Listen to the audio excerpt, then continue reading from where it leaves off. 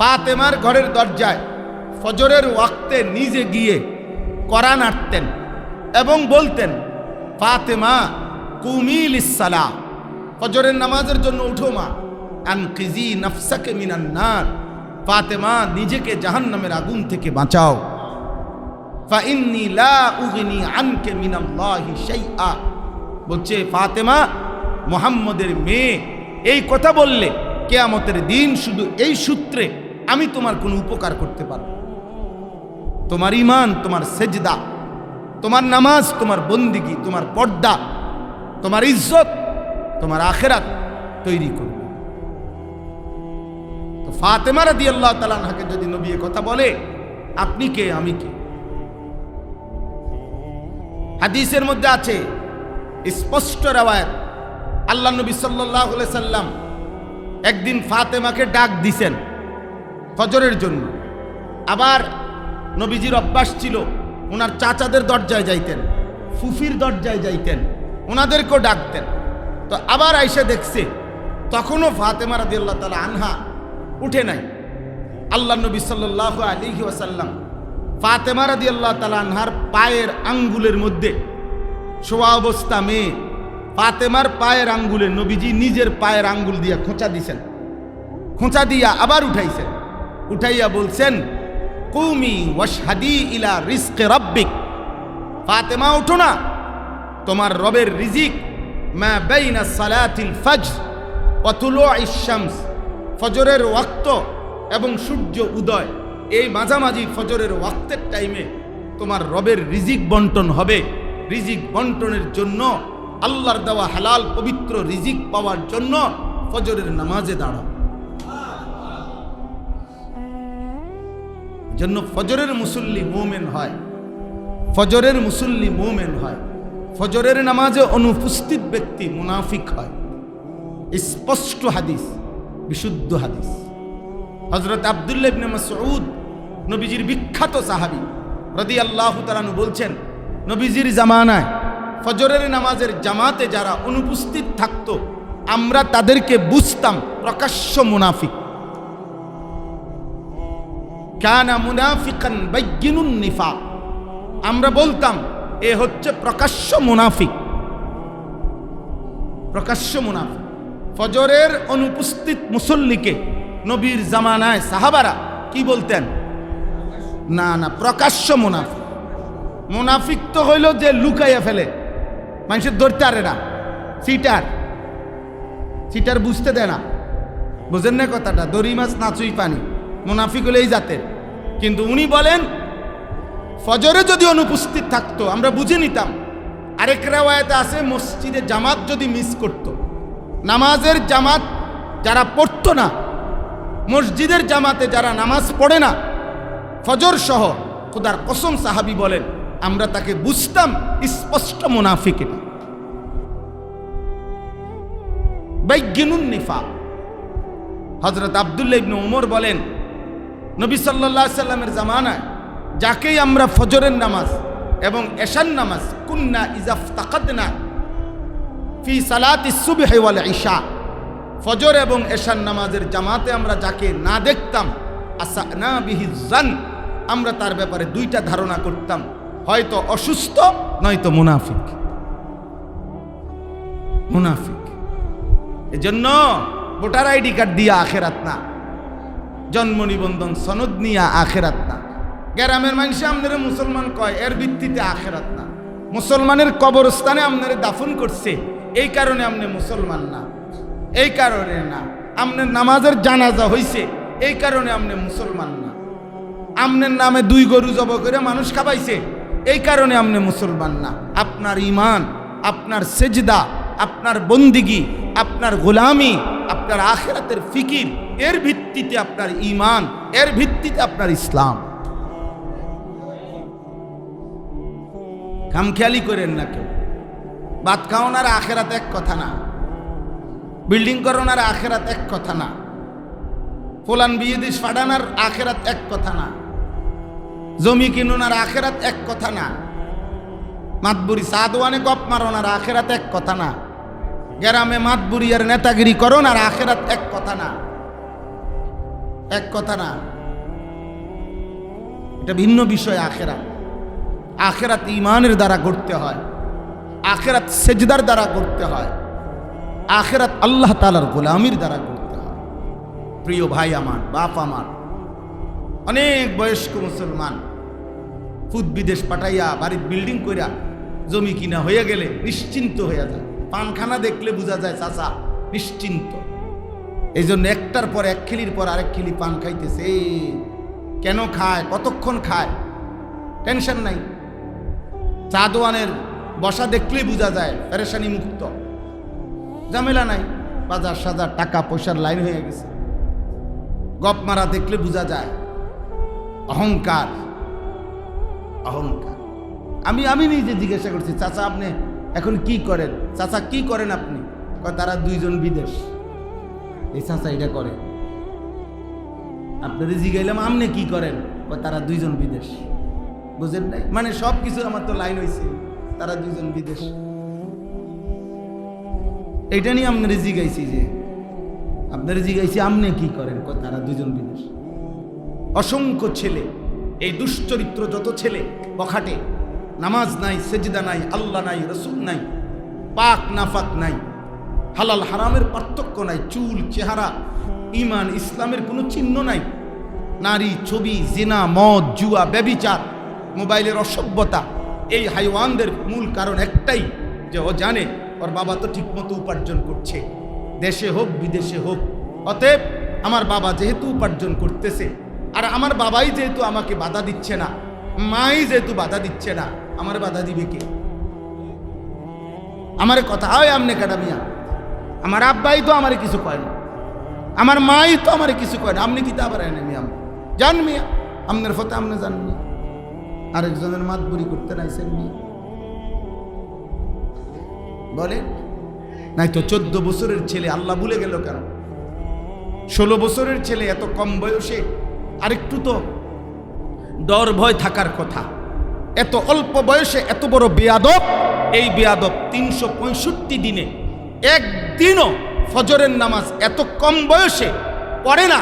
এত নিকৃষ্ট বেয়াদব, আপাদমস্তক বেয়াদব। এটা পুরাটা বেয়াদব, এটা পুরাটা বেয়াদব, 100% বেয়াদব। এটা 100 বেয়াদব, 100 বেয়াদব। যার কপালে সেজদা নাই সে পুরাটা বেয়াদব। বেনামাজি শতভাগ বেয়াদব, বেনামাজি শতভাগ বেয়াদব, বেনামাজি শতভাগ নিকৃষ্ট, বেনামাজি শতভাগ হাইওয়ান, বেনামাজি মানুষরূপী পশু। বেনামাজির লজ্জা নাই, বেনামাজির কৃতজ্ঞতা নাই, বেনামাজির সবর নাই, বেনামাজির হায়া নাই, বেনামাজির বিবেক নাই, বেনামাজির বিবেচনা নাই। কারণ এত বড় কায়নাত যাকে, যে তাকে দিচ্ছে সে তাকে সেজদা করে না, তার বিবেক আসলো কোত্থেকে? বলেন না কেন? আল্লাহ তাকে কত বড় কায়নাত দিছে, এই বেয়াদবের কোনো বিবেক আছে? তাহলে বেনামাজি বিবেকহীন, বেনামাজি বিবেকহীন, বেনামাজি নির্লজ্জ, বেহায়া। মনে রাখবেন বাপ, জওয়ান হোক আর বুড়া, বয়স কম হোক আর বেশি, শিক্ষিত হন আর অশিক্ষিত হন, যার কপালে সেজদা নাই, আপনি যদি বলেন আর নাই তো আপনি প্রতিবাদ করেন। আমি এখনই বসে দাঁড়ায় বলেন, এখন বলেন। আপনি এখানে দাঁড়াইয়া প্রমাণ করে দেন, আমি মাইক দিচ্ছি, যে বেনামাজি হওয়া সত্ত্বেও আমি ভদ্র। কিভাবে? আপনি এখানে বলেন। বুঝেন নাই? যেই কোনো মানুষ, এটা নিয়ম, এটা যে অকৃতজ্ঞকে মানুষ বলে তুই বেটা মানুষে না বেটা, তোরে আজকে 3 বছর বেটা লগে রাখছি, সুখে দুঃখে বিপদে আপদে যখন যা লাগছে তোরে দিছি বেটা। আজ তুই 3 বছর 5 বছর পরে এখন তুই আমারে চেনস না বেটা, তুই বেটাটা মানুষে না বেটা, এটা বলে না মানুষ। অকৃতজ্ঞকে মানুষ কি স্বীকার করে না? মানুষ স্বীকার করে না। তাহলে আল্লাহ তাআলা এত বড় কায়নাত দিয়ে যার কাছ থেকে সেজদা পায় না সে অকৃতজ্ঞ না? তো ও মানুষ কেমন?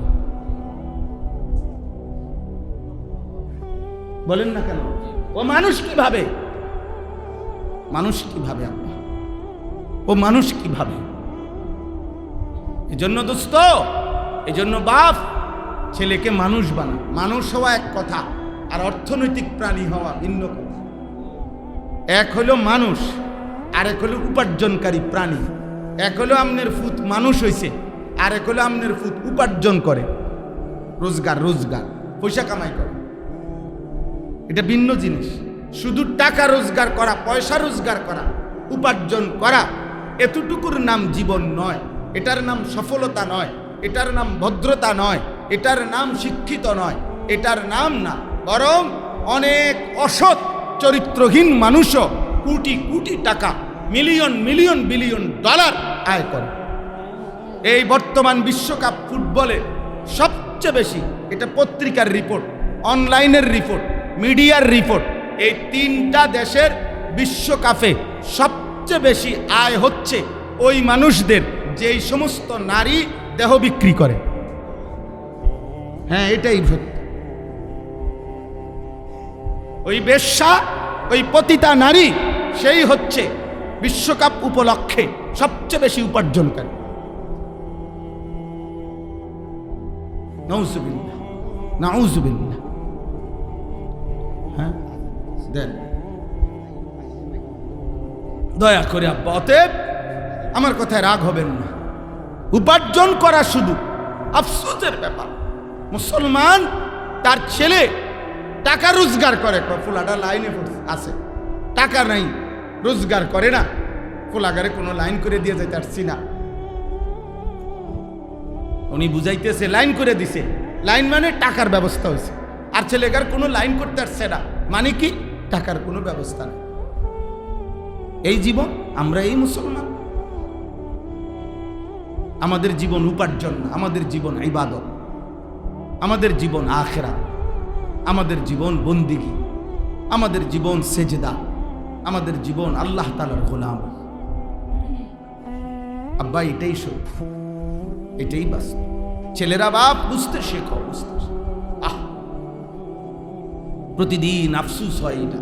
লক্ষ লক্ষ ছেলের কোনো অভিভাবক নেই, অভিভাবক বন্ধু আছে, অভিভাবক অসৎ বন্ধু, অসৎ বন্ধু। যে যাকে গুনার কাজে প্ররোচিত করে, যে যাকে গুনার কাজে সহযোগিতা করে, আল্লাহর কসম, কোরআনের ভাষায় সে বন্ধু না, সে শয়তান। সত্য কথা। কোরআনুল কারীম আল্লাহ তাআলা বলছেন সে শয়তান, শায়াতিনাল ইনসি ওয়াল জিন। কোরআন কারীম আল্লাহ বলছে প্রত্যেক নবীর বিপরীতে, প্রত্যেক নবীর বিপরীতে দুই ধরনের শয়তান থাকে। এক হলো মানুষ শয়তান, এক হলো জিন শয়তান। লিকুল্লি নাবিয়িন আদুওয়া, প্রত্যেক নবীর দুশমন হয়, শত্রুর হয় দুইটা, এক হলো মানুষ শয়তান, এক হলো জিন শয়তান। এই জন্য পাপীকে, যে মানুষ পাপ করে কিংবা পাপের সঙ্গী হয় কিংবা পাপের সহযোগিতা করে কিংবা পাপ কাজে মানুষ তার উপরে নির্ভর করে, খোদার কসম সে শয়তান। তিন জিনিস: পাপী, পাপীর সঙ্গী, দুই এই পাপ করতে গিয়ে সে যার উপরে নির্ভর করেছে, যার যার শেল্টারে সে পাপ করে। হ্যাঁ, কোরআনুল কারীমে স্পষ্ট আছে, আপনি শুনেন, আমি কোরআন থেকে বলি। কোরআনুল কারীমে আছে আল্লাহ তাআলা হাসরের দিন বলবে ফেরেশতাদেরকে যে হে আমার ফেরেশতারা, পাপীদেরকে তিনজন তিনজন একসাথ করো, তিনজন তিনজন, প্রত্যেক পাপীকে তিনজন তিনজন একত্র করো। তিনজন কি? এক নাম্বার আল্লাযীনা যালামু, যারা পাপ করেছে। দুই নাম্বার ওয়া আজওয়াজাহুম, তাদের পাপ কাজে যারা সঙ্গী হয়েছে। তিন নাম্বার ওমা কানু ইয়াবুদুনা মিন দুনিল্লাহ, পাপ করতে গিয়ে আমি আল্লাহকে বাদ দিয়ে যার উপরে নির্ভর করেছি। আল্লাহ বলেন এই তিন বেঈমানকে একসাথ করে ফাহদুহুম ইলা সিরাতিল জাহিম, জাহান্নামের রাস্তা দেখায়। কোরআন শরীফের সূরা সাফফাতের আয়াত, সরাসরি আয়াত।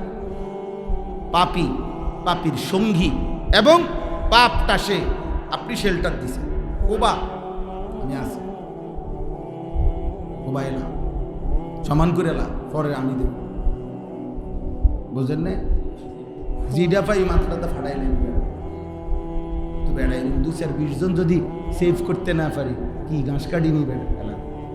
আজ এতদিন ধরে চুরি করি, এত টেয়া জমাইলাম, তোরার মতো 2-20 জন যদি সেভ করতে না পারি, কি রে কি না, আমি এটা কইলাম না, বুঝেন না? ফালাই দেবে না, 2-4টা ফালাই দিত, পরে দেখ উহশুরুল্লাযীনা যালামু ওয়া আযওয়াজাহুম ওয়া মা কানু ইয়াবুদুনা মিন দুনি। একদম স্পষ্ট ভাঙ্গা বলছেন না, পাপীকে একত্র করো, পাপীর সঙ্গীকে একত্র করো, আমি আল্লাহকে বাদ দিয়ে সে যার উপরে নির্ভর করত তাকে একত্র করো। ফাহদুহুম ইলা সিরাতিল জাহিম, এই 3 জনকে একত্রে জাহান্নামের পথ দেখায়।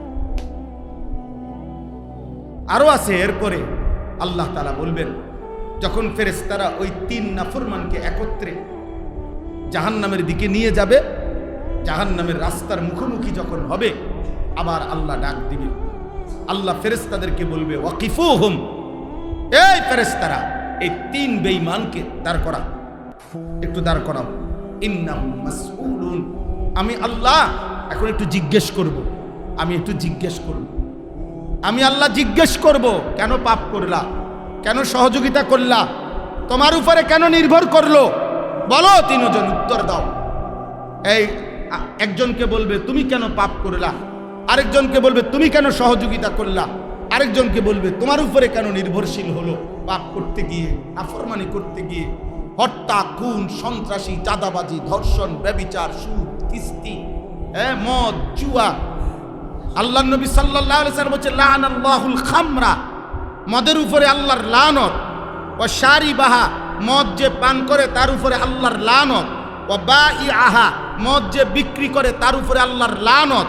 ওয়া মুবতাআহা, যে ব্যক্তি মদ ক্রয় করে তার উপরে আল্লাহ তাআলার লানত। ওয়া আসিরাহা, যে মদের ফ্যাক্টরি দেয় তার উপরে আল্লাহর লানত। ওয়া মুতাসিরাহা, ওইটাকে মদ হিসাবে রূপান্তর করে যে তার উপরে আল্লাহর লানত।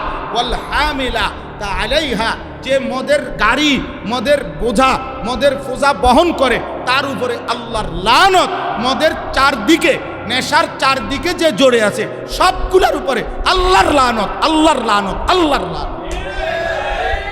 নবীজি বলছে আল্লাহর লানত, লানত সবটির উপরে লানত। এই পুরা প্রকল্পের সাথে যতজনের সম্পর্ক, গাড়ি হোক, হেল্পার হোক, বুঝেন নাই, সবটা পুরা পুরা প্রকল্প, মাদকের পুরা প্রকল্পের উপরে, নেশার পুরা প্রকল্পের উপরে আল্লাহর লানত। নাউজুবিল্লাহ, নাউজুবিল্লাহ। দোস্ত, জিন্দেগি কঠিন হয়ে যাচ্ছে। আপনাদের বাবা যারা বসে আছেন, আপনাদেরকে বললাম, আপনারা চোখের সামনে পতন দেখতেছেন, আপনারা চোখের সামনে বরবাদি দেখছেন। আপনারা আপনাদের যুব সমাজ, আপনাদের কিশোর নওজোয়ানের অধপতন চোখে দেখে দেখে আপনারা বসে বসে আপেল মালটা খাইতেছেন, পান, সিগারেট, বিড়ি খাইতেছেন। আপনাদের কোনো সাড়া নাই, শব্দ। বিল্ডিং করতেছে, এটার উপরে বুঝাইছে কি কি মাল আনছেন করতে, ইট আনছেন করতে, সিমেন্ট আনছেন করতে। কত করে সিমেন্ট? 535। দূর ব্যাগ 520 করে শিক্ষারে ডাকে। আমারে কইতেন আমি প্রতি ব্যাগে আপনাদের 2 টাকা করে লাভ করে দিতাম। আরে ভাই, আমি তো আসলে জানছি না, এই দরাটা খাইলাম, 2 টাকা করে লস খাইলাম। এই চলছে কথা, সিমেন্টের রূপে, বালুর রূপে, ইটের রূপে। হ্যাঁ, ছেলে 1 ওয়াক্ত নামাজ পড়ে না, মেয়ে পর্দা করে, স্ত্রী পর্দা করে, ঘরের সদস্য 6 জন, আল্লাহর কোরআন পড়তে পারে না একজন, ঘরের সদস্য 8 জন, ফজরের নামাজ পড়ে না একজন। মেয়েগুলোর কারো পর্দা নাই, ছেলেগুলোর কারো সেজদা নাই। চুল দেখলে বোঝা যায় না মুসলমানের সন্তান না বেঈমানের সন্তান। গায়ের গেঞ্জি দেখে বোঝা যায় না মুসলমানকে পছন্দ করে না বেঈমানকে পছন্দ করে। কি রে আপা, এইভাবে মানুষের পরিচর্যা বাদ দিয়া, মানুষের প্রতি যত্ন বাদ দিয়ে আমরা এখন ব্যস্ত বস্তুর প্রতি। এজন্যই বর্তমান যুগকে বস্তুবাদের যুগ, বস্তুবাদিতাই এখানে প্রধান। এখানে বস্তুই মেন। কেমন হইল ভাই সোফাটা? কেমন? বিশ্বাস করেন নিজে দাঁড়ায় থেকে আছে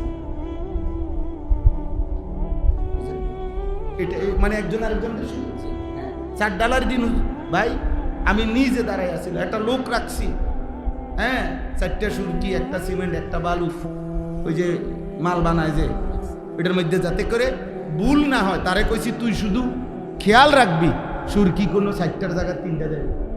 একটা সুরকি যদি কম হয় বিল্ডিং কিন্তু দুর্বল হয়ে যাবে, ছাদ দুর্বল। এজন্য এত যত্ন,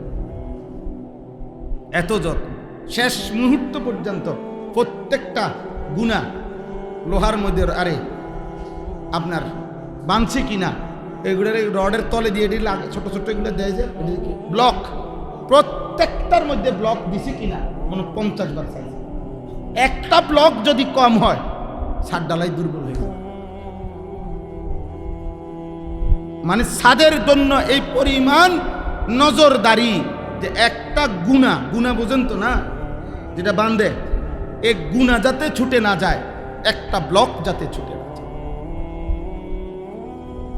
আমার একজনে বলছে হুজুর এ পুরাটা বিল্ডিং এর আস্তরের সমস্ত বালু ধুইয়া শুকাইয়া এরপরে আস্তর করছি, বালু ধুইয়া। আমি বললাম যে অবশ্যই এটা উত্তম কাজ করছেন, বালু ধুইয়া নিছেন যাতে বালুর মধ্যে বালু না থাকে,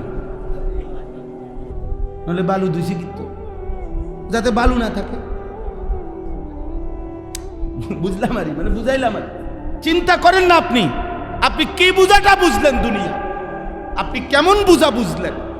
বালু পর্যন্ত ধুইয়া দিলেন, আপনি একটা একটা গুনাহ নিজে যাচাই করলেন, একটা একটা ব্লক যাচাই করলেন। আপনার ছেলেটা আব্বা এই বিল্ডিং এর নিচে, এই বিল্ডিং, এই কষ্টের ঘাম ঝরানো এই ভবনের নিচে যেই ছেলেটা ঘুমাবে ও সারা রাত উলঙ্গ ছবি দেখে মোবাইলে, যেই মেয়েটা ঘুমাবে ওই মেয়েটা আরেকটা ছেলের সাথে হারাম প্রেম করে, যেই মহিলাটা ঘুমাবে এই মহিলাটা বাজারে বাজারে বেপরদা ঘোরে, এই নাফরমানদের জন্য নিয়ে এই বিল্ডিং করলেন। আফসোস বেটা তোর উপার্জনের উপর, আফসোস বেটা, দুর্ভাগ্য বেটা, ঠিক বেটা, ঠিক বেটা তোর কামাইয়ের উপরে বেটা, এমন বিল্ডিং এর উপরে ঠিক বেটা, আফসোস। বিল্ডিং এর মধ্যে মানুষও থাকে, বিল্ডিং এর মধ্যে ছাগলও থাকে। ইউরোপ আমেরিকার মধ্যে বিল্ডিং এ সম্পূর্ণ শীতাতপ নিয়ন্ত্রিত বিল্ডিং এর মধ্যে শূকর পালে, মানে বেড়ার ঘরে শূকর পালে না, বুঝেন নাই কথাটা? কুকুর পালে, ছাগল পালে। আমি এইবার কোরবানির ঈদ এক ভদ্রলোকের বাসায় গেছিলাম, ওনার নিচতলায় উনি থাকে, দোতলায় এক কোনায়। আমি বলছি এই সাইডে কি আঙ্কেল? বলছে এখানে আমি কতগুলো ছাগল পালি। আমি বললাম দেখেন মাশাআল্লাহ, ইজ্জত আল্লাহর হাতে, আল্লাহ ছাগলকে ইজ্জত দিছে, ছাগল দোতলায় থাকে, আল্লাহ মানুষকে ইজ্জত দিছে, মানুষ নিচতলায় থাকে। আল্লাহর ইচ্ছা, আল্লাহ ইজ্জত দিলে থামাইবে। আল্লাহ ছাগলকে কত বড় সম্মান দিছে যে ছাগল দোতলায় থাকে, মানুষ নিচতলায় থাকে। তাহলে বিল্ডিং এর দোতলায় ছাগলও থাকে। নাউজু আব্বা চলেন। অতএব দিন আমাদের জন্য, আমি এই কথাই আমার ঘুরে ফিরে কথাই, আখেরাত ইবাদত, এই মাদ্রাসাগুলো আখেরাতের জন্য, এই মাদ্রাসাগুলো ইবাদত শেখায়, এই মাদ্রাসাগুলো আখেরাত শেখায়। এই জন্যই আপনি এখানে, আপনি যেই দোকানে যেই পণ্যের জন্য গেছেন ওই পণ্য খোঁজেন, আপনি অন্যটা বলছেন কেন? আপনি মুদি দোকানে ওষুধ পাচ্ছেন না, আপনি ফার্মেসিতে মুদি মাল পাচ্ছেন না, তো সেটা আপনি বলবেন কেন? আপনার বিবেক নেই তো। মাদ্রাসা বানানোই হয়েছে আখিরাতের জন্য, মাদ্রাসা বানানোই হয়েছে সেজদার জন্য, মাদ্রাসা বানানোই হয়েছে ইবাদতের জন্য, মাদ্রাসা বানানোই হয়েছে কোরআন শিখবার জন্য, মাদ্রাসা বানানোই হয়েছে রবকে চিনার জন্য। কোরআনে স্পষ্ট আছে, বিশ্বাস করেন, সূরা নিসাতে আছে, কুনু রব্বানিয়িন বিমা কুনতুম তুআল্লিমুনাল কিতাবা ওয়া বিমা কুনতুম তাদরুসুন। আল্লাহ তাআলা বলতেছেন, যেহেতু তোমরা একদল কোরআন পড়াচ্ছ, আরেক দল কোরআন পড়ছ, তোমাদের উভয় দলের প্রতি আমি আল্লাহর আদেশ, কুনু রব্বানিয়িন, তোমরা রবওয়ালা হও, আল্লাহওয়ালা হও, আল্লাহওয়ালা হও, আল্লাহওয়ালা হও। খোদার কসম, এটা কোরআন শরীফের আয়াত। আর কেমনি কইতো বাংলা, আমাদের আর কেমনে বুঝাইতো বলেন না, আপনারা আর বুঝাইতো কেমনে? আল্লাহ তাআলা বললেন, আরে আমাগো ভদ্রলোকদের মাথা চোখে ঘুম নাই, আমগরে নিয়ে পেরেশানি, মাদ্রাসাকে আরো আধুনিকায়ন করো, মাদ্রাসাকে আধুনিকায়ন। এটার মধ্যে আপনার সমস্ত কিছু, মাদ্রাসাই একমাত্র প্রতিষ্ঠান যেখানের বাচ্চা ডাক্তারও হইতে হবে, ইঞ্জিনিয়ারও হইতে হবে, রাজমিস্ত্রিও হইতে হবে, কাঠমিস্ত্রিও হইতে হবে, দুনিয়াও শিখতে হবে, অন্যান্য আখিরাতও শিখতে হবে। কারণ এই বেটার দায়িত্ব সব শিখা। কিন্তু ডাক্তার ইঞ্জিনিয়ার না হলেও চলবে, ইঞ্জিনিয়ার ডাক্তার না হলেও চলবে। দুনিয়ার সমস্ত কর্মস্থলের ব্যক্তি যেটা শিখছে ওইটার কর্ম করে, এত অসুবিধা নাই। অসুবিধা শুধু আমগরে লইয়া। আমাকে আমার রব বলছে রবওয়ালা হইতে, আমাকে আমার রব বলছে রবওয়ালা হইতে, আখিরাতওয়ালা হইতে। তো আমি সেটাই বুঝছি কিনা আপনি সেটা না দেখবেন। আমার মধ্যে আখিরাতের ঘাটতি দেখলেন আপনি আফসোস করবেন, হুজুর মানুষ আমল কই, হুজুর মানুষ চরিত্র কই, হুজুর মানুষ নামাজ কই, হুজুর মানুষ সেজদা কই, হুজুর মানুষ তাসবিহ কই, হুজুর মানুষ তেলাওয়াত কই, হুজুর মানুষ পাক নাফাক কই, হুজুর মানুষ হালাল হারাম কই, হুজুর মানুষ কবরের ভয় কই, হুজুর মানুষ জাহান্নামের ভয় কই। এটা যার সাথেই ত্রুটি, যেই হুজুরের মধ্যে ত্রুটি, তার জন্য আপনি আফসোস করেন। বোঝেন নাই আমার কথা? তার জন্য আপনি কি করার যুক্তি আছে, আফসোস করার যুক্তি আছে। কিন্তু আমরা এটা বুঝি, মাদ্রাসাত পড়ে কি হইব? তো আপনি যেহেতু জানেন না, তা আপনি কি পড়াইবেন? কোরআনুল কারীমে আল্লাহ বলছে কুনু রাব্বানিয়িন।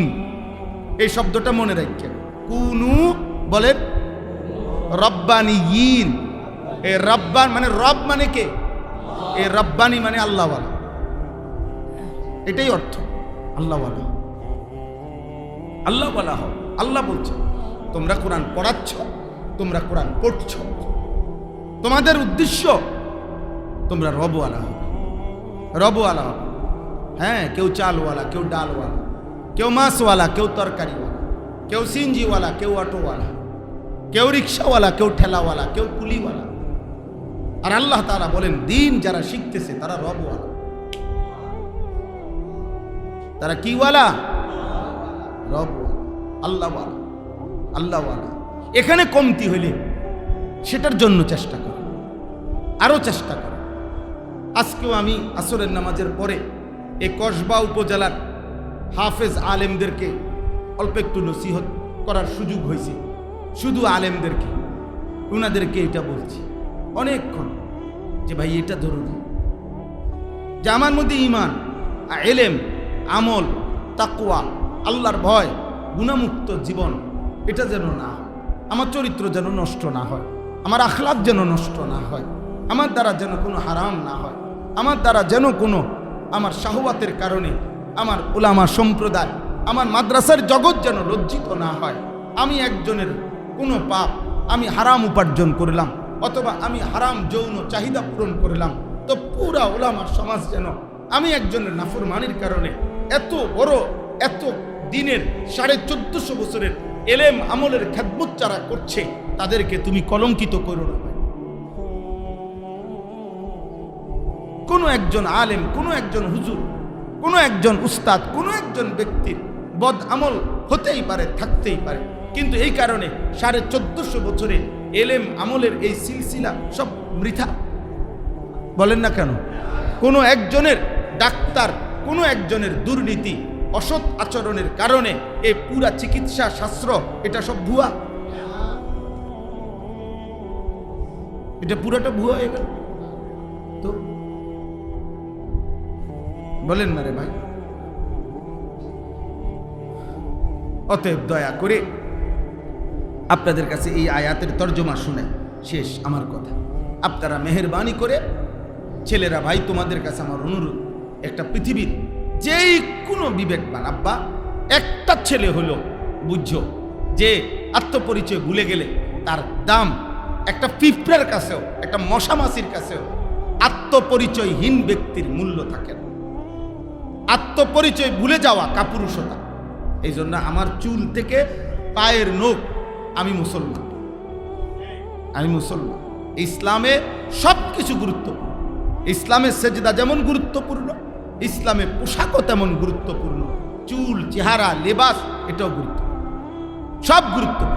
আমি এই গত জুমায় আমার মসজিদে বলছি, জুম্মার বয়ান, যদি কেউ মনে করেন যে পোশাক একটা সাধারণ বিষয়, এটার মধ্যে ইসলামে এটা নিয়ে এত টানাটানি করেন কেন, তাহলে আপনারা বলেন তো, যদি এটা একটা সাধারণ বিষয় হয়, তাহলে আমাদের নবী সাল্লাল্লাহু আলাইহি সাল্লাম বহু হাদিসে, বিশ্বাস করেন, বুখারী মুসলিম সহ সমস্ত হাদিসের কিতাবে আছে, নবী সাল্লাল্লাহু আলাইহি সাল্লাম বলেন, পায়ের টাকনুর নিচে যেই কাপড়, প্যান্ট, জামা, আর প্যান্ট, এরপরে লুঙ্গি, পায়জামা, টাকনুর নিচে যদি পুরুষের থাকে, আল্লাহ নবী সাল্লাল্লাহু আলাইহি সাল্লাম স্পষ্ট বিশুদ্ধ হাদিসে বলছেন, ওই অংশ জাহান্নামে যাবে, জাহান্নামে যাবে, জাহান্নামে যাবে। নবীজি বলছেন তিনটা জিনিস, টাকনুর নিচে যার কাপড় থাকে, কিয়ামতের দিন আল্লাহ তাআলা তার দিকে তাকাবে না, তাকে পবিত্র করবে না, তাকে জাহান্নাম থেকে মুক্তি দেবে না। খোদার কসম, লা ইয়ানজুরুল্লাহু ইলাইহি ওয়া লা ইউযাক্কিহি, আল্লাহ তাকে পবিত্র করবে না, তাকাবেও না, তারে জাহান্নাম থেকে মুক্তিও দিবে না। এখন প্রশ্ন হইল, এই টাকনুর নিচে, ফ্যানটা টাকনুর নিচে, অথবা লুঙ্গিটা, অথবা পায়জামাটা, এটা এত মারাত্মক কিতা,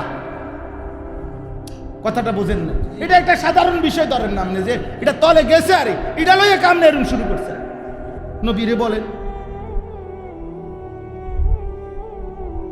বুঝেন নাই আমার কথাটা? আপনি রাসূলুল্লাহ সাল্লাল্লাহু আলাইহি সাল্লামকে বলেন তাইলে যে আপনি এটা লইয়ে এরকম শুরু করলেন, এটা এতবার কোন কেন? এটা সাধারণ বিষয় কই, এটা টাকনুর নিচে কাপড়, এটা যাইলে না যাইলে এটা লইয়া এত টেনশন কি? বেড়া 3 লাখ টাকা পর্যন্ত দান করে লাইছে, এত বড় মসজিদ করে দিছে, আমনে বইয়া রয়েছেন বেড়া টাকনুর নিচের ফ্যান লইয়া। বলেন, এটা এতবার বললো কেন?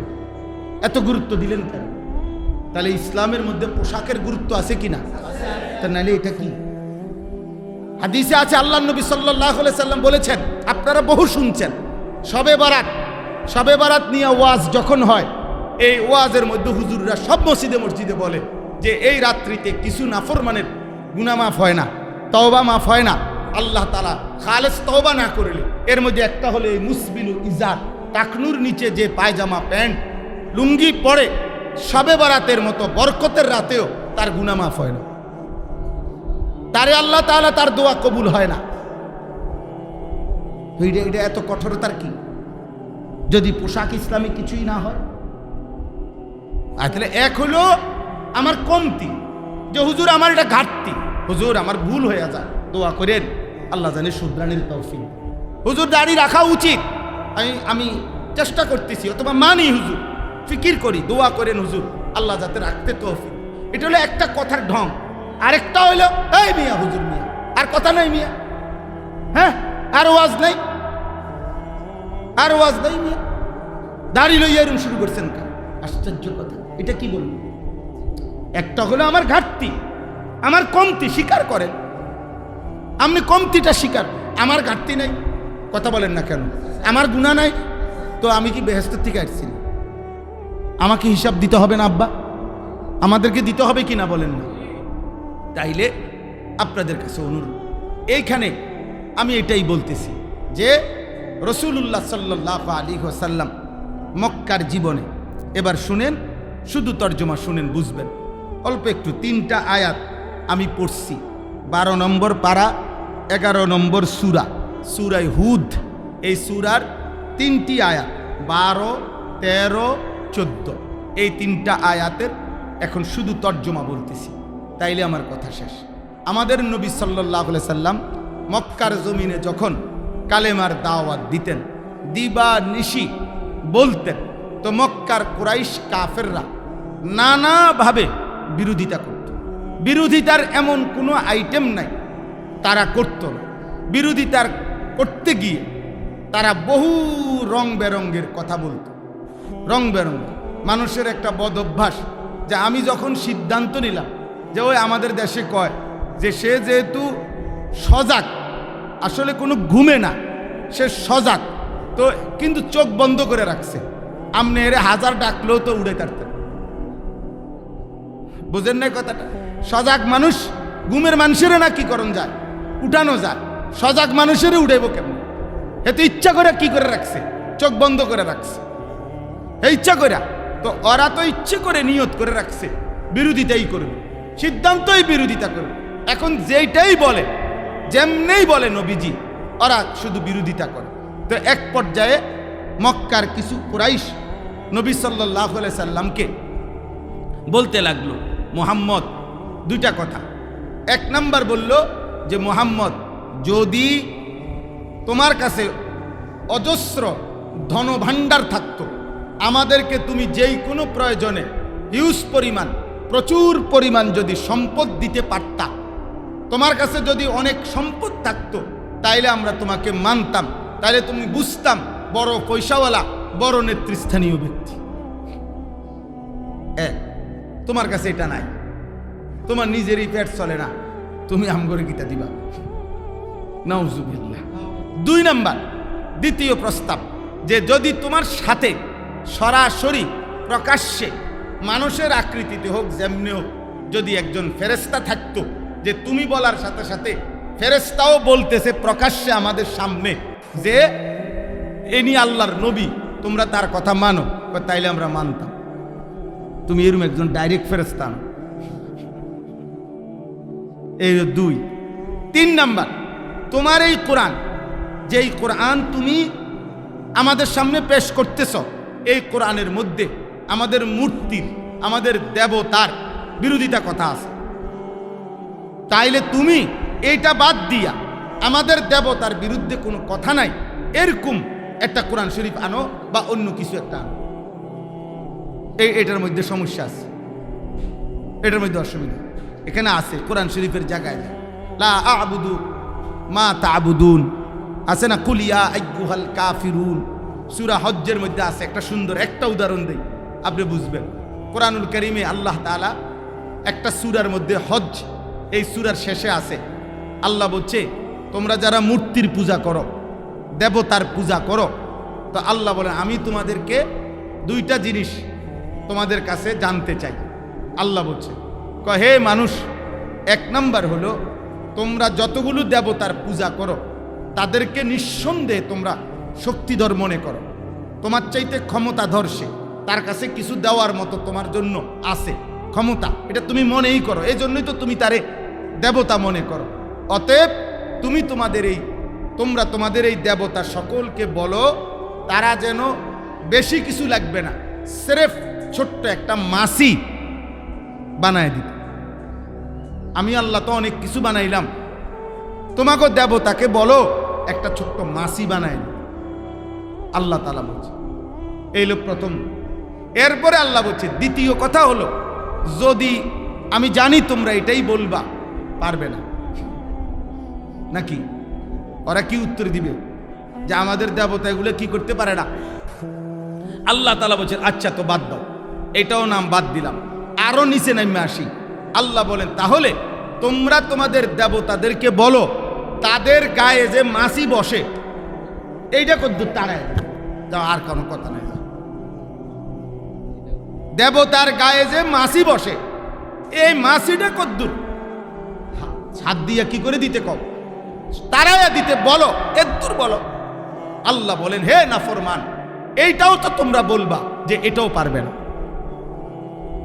তাইলে যেই দেবতার মুশরিকদের নিম্নোক্ত কথাগুলোর কারণে আপনার উপরে যেই ওহী আদেশ আমি করেছি এর 1 সুতা 1 জাররা বলা আপনি ছেড়ে দিবেন না, 1 বিন্দু। 2 নাম্বার, আপনার অন্তর 1 সেকেন্ডের জন্য এই বেঈমান কাফেরদের সমস্ত ঠাট্টা উপহাস, তাদের যত কথার বিপরীতে আপনার অন্তর 1 সেকেন্ডের জন্য ছোট করবেন না, মানে ঘাবড়াবেন না। তাহলে 2 জিনিস, 1 বিন্দু বলা ছেড়ে দিবেন না, 2 অন্তর 1 সেকেন্ডের জন্য ছোট করবেন না। কি কারণে? 3 কথা, আইয়াকুলু লাউলা উনজিলা আলাইহি কানজুন, এই বেঈমানরা বলে মুহাম্মদের উপরে যদি ধনভাণ্ডার যদি নাজিল হতো তাহলে আমরা তাকে অনুসরণ করতাম। এই এক। আও জাআ মাআহু মালাক, অথবা মুহাম্মদের সাথে যদি সরাসরি একজন ফেরেশতা থাকতো আমরা তাইলে তাকে অনুসরণ করতাম। আল্লাহ তাআলা বলেন এই কথার কারণে আপনার কাছে এই দুইটা নাই, ধনভাণ্ডারও নাই, সরাসরি ফেরেশতা আপনার সামনে তাদেরকে বলে না। এই দুইটি না থাকার কারণে আপনি আমার কথা বলা বন্ধও করবেন না, অন্তরকে ছোটও করবেন না, বরং ইন্নামা আনতা নাদির, আপনি আল্লাহর পক্ষ থেকে আমার বান্দাদেরকে ভয় প্রদর্শনকারী। আপনি আপনার ভয় প্রদর্শন, আপনার কথা আখিরাতের ভয় আপনি বলতে থাকেন, বলতে থাকেন, বলতে থাকেন। এরপরে আল্লাহু আলা কুল্লি শাইইন ওয়াকিল, আমি আল্লাহ সমস্ত ব্যাপারে, আপনার ব্যাপারে, বেঈমানের ব্যাপারে, ইমানদারের ব্যাপারে আমি জিম্মাদার। ফয়সালা আমি করব। ফয়সালা কে করবে? ফয়সালা আল্লাহ তাআলা করবে। ফয়সালা আল্লাহ তাআলা। দেখেন এখানে একটা জরুরি কথা, আব্বা দিন যারা পালন করবে, মাদ্রাসা যারা পড়ে, কোরআন যারা শিখে, মানুষকে যারা আল্লাহর দিকে ডাকে, আখিরাতের দিকে ডাকে, বিশ্বাস করেন এই আয়াতের দ্বারা স্পষ্ট তাদের দুনিয়াবি সম্পদ প্রাচুর্য কম হবে, এটাই স্বাভাবিক। এটা আপনাকে মাইনে নিতে হবে, আপনি মাইনে নিতে হবে। এটাই তো আল্লাহ তাআলা এখানে বললেন। ওরা তো এটাই বলল, মুহাম্মদ তোমার কাছে যদি দিন প্রচারের সাথে সাথে যদি অজস্র ধনভাণ্ডার থাকতো তাইলে আমরা তোমাকে মানতাম। তা আল্লাহ তাআলা বলছেন এটা নাই, এই কারণে আপনি ঘাবড়াবেন না। আপনি বলেছেন কারণ আমি যাকে আখিরাত দেব তাকে আমি পূর্ণ দুনিয়া দেব না, আমি যাকে পূর্ণ দুনিয়া দেব তাকে আমি আখিরাত দেব। এটা তো হাদিস। নবী সাল্লাল্লাহু আলাইহি সাল্লাম বলছেন মান আহাব্বা দুনিয়াহু আদাররা বিআখিরাতি, যে দুনিয়াকে ভালোবাসলো তার আখিরাত ক্ষতি হলো। ওমান আহাব্বা আখিরাতাহু আদাররা বিদুনিয়াহু, যে আখিরাতকে বেশি ভালোবাসলো তার দুনিয়া ক্ষতি হলো। ফাসিরু মা ইয়াবকা আলা মা ইয়াফনা, অতএব হে আমার উম্মত, যে জিনিস পেলেও ক্ষণস্থায়ী, যে জিনিস পেলে চিরস্থায়ী, ওই চিরস্থায়ীকেই ক্ষণস্থায়ীর উপরে প্রাধান্য দাও। হাদিস। দুনিয়াকে কিসের, আরে আখিরাতকে কিসের উপরে প্রাধান্য দাও? দুনিয়ার উপরে প্রাধান্য। তাহলে ওইদিকে যে নিবে এখানে সে পুরা কেমনে পাবে? ওইখানে হযরত ওমর রাদিয়াল্লাহু তাআলা আনহু হাদিসের মধ্যে আছে, একদিন নবীজির কামরায় ঢুইকা দেখছে নবীর ঘরে চারটা জিনিস, একটা চাটাই যেটার মধ্যে তিনি শুয়ে আছেন, একটা তোষক, একটা চাদর, কিচ্ছু নেই, শুধু চাটাই। দুই, খেজুরের ছালে ভরা একটি ছোট্ট বালিশ মাথায়। তিন, মাথার উপরে নামাজ পড়ার জন্য একটা চামড়া ঝুলানো। চার, অল্প কিছু ছাতু।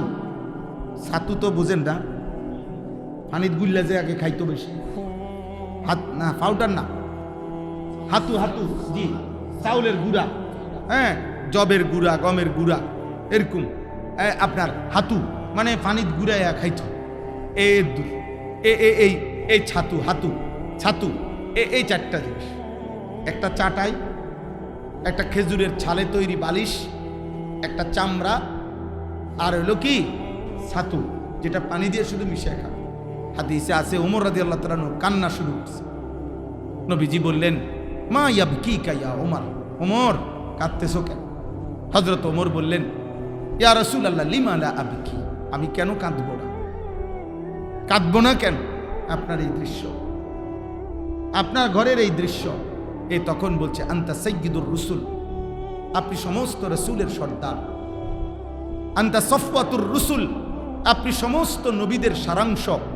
আপনি আল্লাহর হাবিব, আপনি মাহবুব, আপনি রবের কলিজার টুকরা। আপনাকে ভালোবেসে আল্লাহ গোটা কায়নাত সাজাইছেন।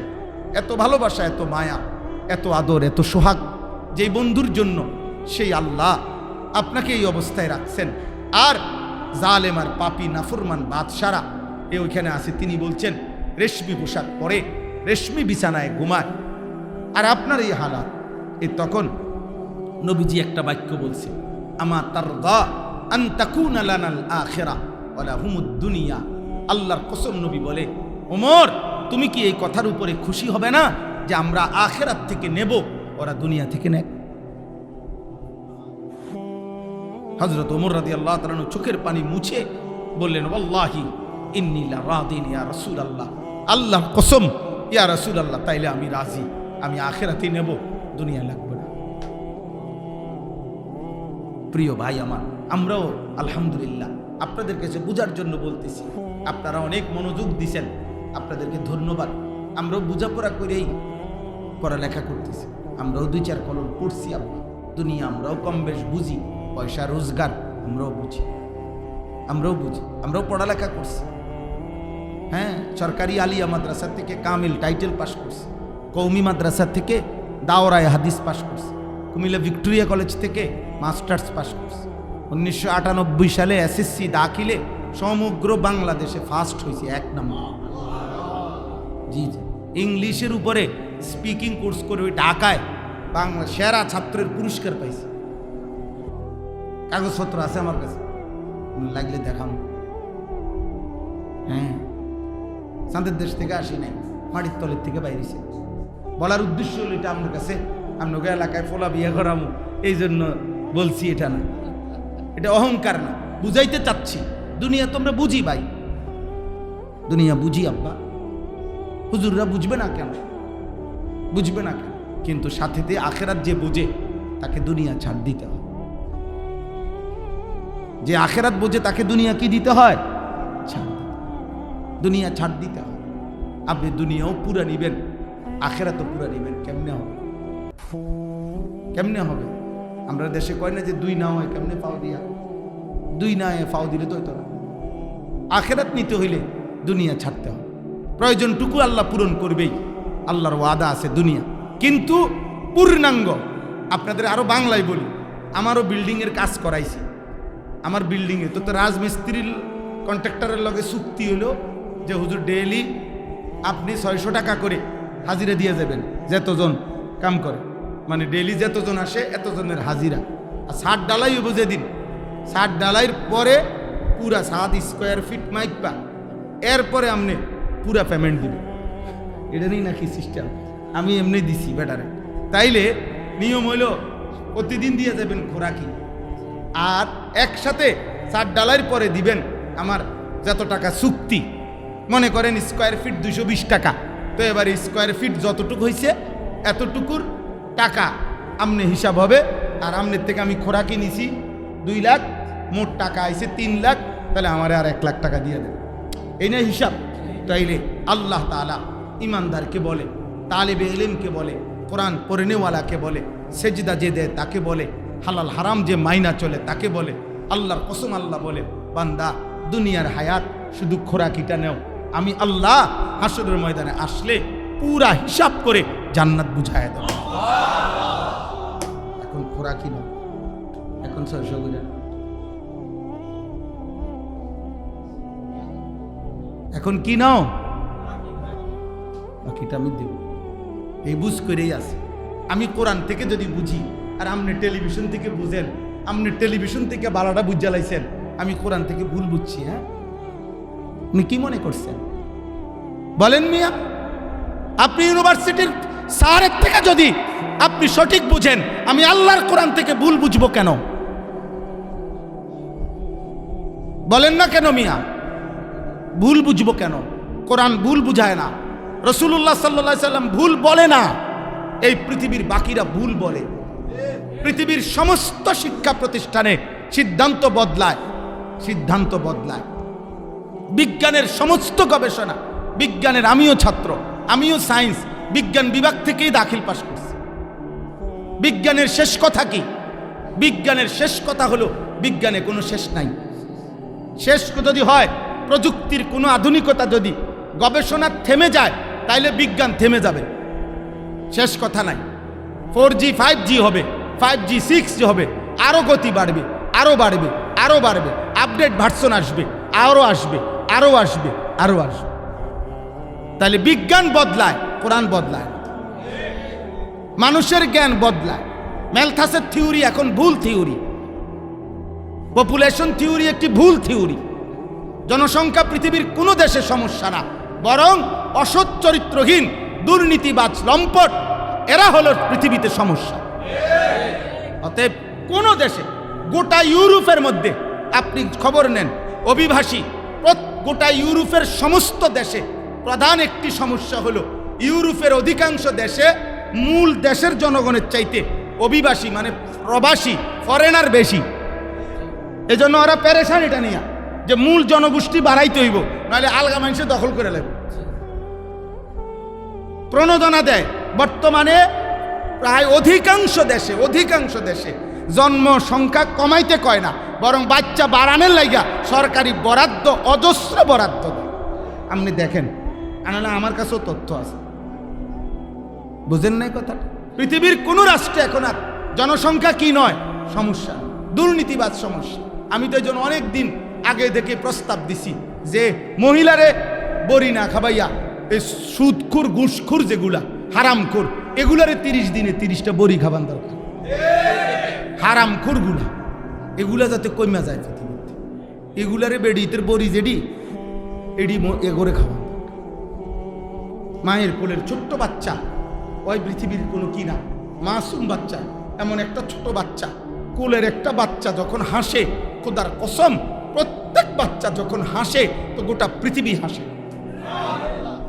ওই পৃথিবীর বোঝা হবে কেন? ওই সমস্যা হবে কেন? সমস্যা তো হবে সুরে না, কথা বলেন না? সমস্যা তো সুর, মদখোর, নেশাখোর, গাঁজাখোর, ফুট্টাখোর, বাবাখোর, ডাইলখোর, ইয়াবাখোর, এগুলা না সমস্যা সমাজে, এগুলার না বড়ি খাবান দরকার। সমস্যা এরা না, ছোট্ট মাসুম বাচ্চা, কোলের বাচ্চা সমস্যা পৃথিবীতে। আল্লাহ আমাদেরকে হেফাজত করেন। অতএব সম্পদ নয় আখিরাত। বলেন সম্পদ নয় কি? বলেন কি? চলেন ফিকির করেন যার যার জায়গায়। সবাই মাদ্রাসায় পড়তে হবে জরুরি না, কিন্তু সবাই আখিরাতে যাইতে হবে এটা জরুরি। আপনি আমি মরে যাবেন, দয়া করে খামখেয়ালি করেন। বালাওয়াজ করছে, হুজুরের কথাটি খারাপ কইছে না, মানলে তো ভালোই হইতো, এসব ফাঁকনা কথা কইয়েন না, চালাকি মারেন না। মানে অনেকে আছে ফাজিল, হ্যাঁ না কথাটি একবারে কইছে জাগা মতো, মানলে তো আরে কয় তো বুঝি তো, আমরা লেগেই তো কয়, মানলে তো ভালোই হইতো, গপ মারে। আর আপনারা গপ মারতে বলি নাই, আপনাকে মানতে বলছি। বলেন ইনশাআল্লাহ, বলেন ইনশাআল্লাহ। হালাল হারামের পার্থক্য মানেন, ছেলে মেয়েদেরকে দিন শেখান, মাদ্রাসাকে ভালোবাসেন, কোরআনকে ভালোবাসেন, কোরআনকে ভালোবাসেন। ত্রুটি আছে আপনি সংশোধনের ফিকির করেন, অসুবিধা। আপনার চোখে এটা ত্রুটি তো ঠিক আছে, সংশোধনের ফিকির করেন। আপনার চোখে এই হুজুরের সমস্যা, তো হুজুরের লোকে কথা বলেন।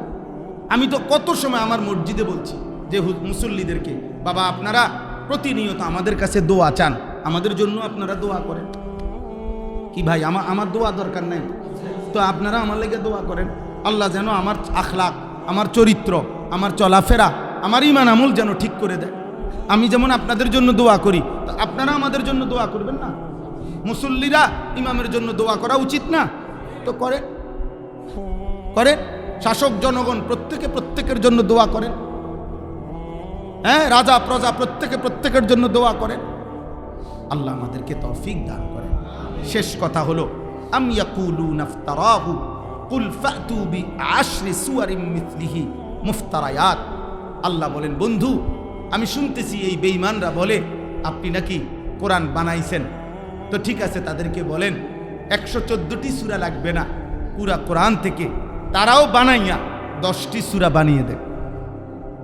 আদউ মান ইসতাতাতুম মিন দুনিল্লাহি ইন কুনতুম সাদিকিন। যদি তারা সত্যবাদী হয়, তারা তাদের এই 10টি সূরা বানাবার জন্য পৃথিবীর তাবৎ বেঈমান একত্র করে নেক, সবাইকে একসাথ করে তারাও 10টা সূরা বানাক, দেখেন পারে কিনা।